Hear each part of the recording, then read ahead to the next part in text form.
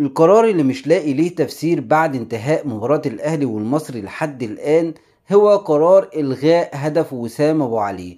والأغرب إن الهدف اتلغى بداعي التسلل، والأغرب إن الحكم كان بيراجع اللعبة وبيشوف مين اللي لعب الكرة، ولقى اللي لعب الكرة هو لاعب المصري باهر المحمدي مش وسام أبو علي. حتى لو أشرف بن شرقي في موقف التسلل، حتى لو أشرف بن شرقي مش في موقف سليم، انت بتراجع اللعبة وبتشوف مين اللاعب اللي لعب الكرة، مين اللاعب اللي لمس الكرة. هتلاقي ان وسام ابو علي ما راحش للكرة، اللي لعب الكرة باهر المحمدي، يعني الكرة راجعة من المدافع للمهاجم، وهنا مفيش تسلل. كان ممكن اتقبل القرار لو انت قلت ان الكرة نزلت على ايد وسام ورفعت ان الكرة لمست يد، او اتقبل القرار ان انت تقول ان الكرة فيها خطأ على وسام ابو علي لانه لعب رجل باهر المحمدي اللي ما اعترضش واللي ما وقعش، والكرة كملت معاه بشكل طبيعي جدا.